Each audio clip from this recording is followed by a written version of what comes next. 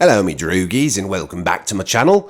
Today I thought we'd talk a little bit about Anita Sarkeesian, who is, in fact, closing up shop on feminist frequency. And I don't know why I'm talking in that accent, but every now and then I slip into an accent.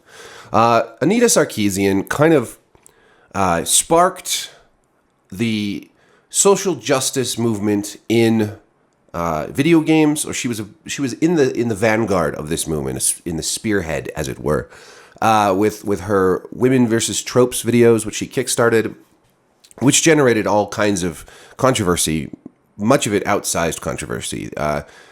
Her feminist critique of video games was fairly basic and not even radical by today's standards, as we've moved well past most of the feminist frequency politics into kind of the whole, these days with transgender activism and all the rest of that, which is another story. Just want to point out that when this was a decade ago, when tropes versus women and feminist frequency was gaining ground and gaining a name for itself, it was a much different time.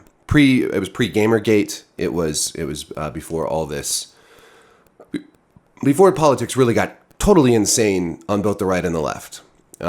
So my feelings about Anita Sarkeesian, honestly, I think she seems like a lovely person. For one thing, while many others, people in that crowd blocked me on Twitter, Anita never did. I offered up a number of critiques of feminist frequency and tropes versus women, and I wrote a whole long piece that I was just looking over the other day about how she was wrong about The Witcher. But honestly, she seems like a good person trying to do good things that she believes in, and I have nothing but total respect for that. Whereas someone like Jonathan McIntosh, who worked with her at Feminist Frequency for a long time, seemed both more radical, more unhinged, quick to block, and just like one of those male feminists who, you know what I'm talking about. You know what I'm talking about. Anyways, I personally, I consider myself on the left. I consider myself I wouldn't call myself a feminist. I think that women should be feminists and men should be supportive of feminists. I think when men start going around talking about how they're feminists, they're usually engaging in some form, and I hate this word, but some form of mansplaining, right? The worst kind. And it's one thing to explain how these construction shit works or talk about computers, and it's another thing to be a guy rattling off about feminism and why other men should feel ashamed about themselves. I mean, you're mansplaining to other men, basically. Shut the fuck up. Anyways, Anita Sarkeesian is closing down Feminist Frequency. She is done, she is tired, she's burnt out, and I say, great. Obviously, her work is done. She has influenced a number of people in the industry.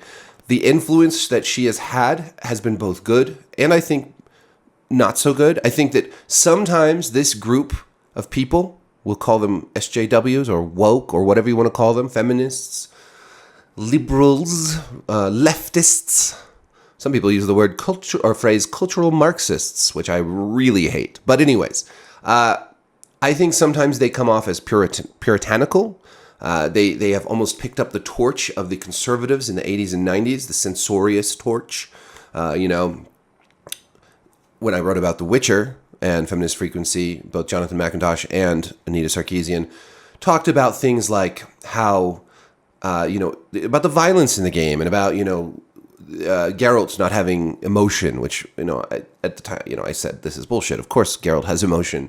Witchers, they theoretically don't have emotions, but that's clearly not the case. Geralt cares very deeply about people like Ciri, Dandelion, Yennefer, and so on and so forth. Anyways, not to belabor the point, but their critique was very, very, very, very wrong-headed. And you can go through a lot of the Feminist Frequency videos and find critiques that I think are strong and find critiques that are weak. Right down to the point, there was one where they were talking about how, or she was talking about how Princess Peach should be a playable character, when Princess Peach has been a playable character since Mario Brothers 2. And in multiple other iterations of Mario, Princess Peach has been a playable character. which makes the new Mario movie not particularly feminist in that, or at least not groundbreaking. Peach is tough cookie in that movie, but she's always been, right? And yes, she gets captured by Bowser sometimes, but also sometimes she kicks ass. Whatever. Anyways, feminist frequency is shutting down. I worry more that the new wave of activism on the left is much more unhinged, much less grounded in reality, much less calm and collected. I mean, when Anita started, there was not really this cancel culture stuff going on, right? She wasn't out there saying we need to cancel all these sinners, right? She was saying, like, we need changes to the stories in these games. We need changes of representation. You may disagree with that, but her presentation, her attitude, I wish we had more like it now.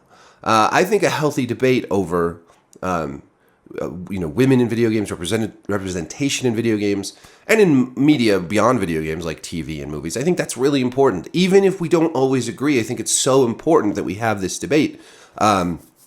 So I, often have, takes that people disagree with, right? I'm either too left or too right for people on various issues, but I still think that, like, we should be able to discuss those issues in a healthy and positive way. And I think that overall, I think Feminist Frequency did a pretty good job of being a pretty positive force for change, even some change that maybe was not the best.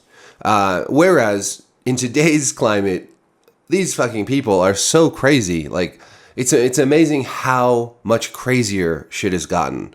I mean, oh God, I'm not even going to name names, but there are certain reviewers who I used to admire a great deal who have undergone extraordinary changes and are now almost impossible to take seriously.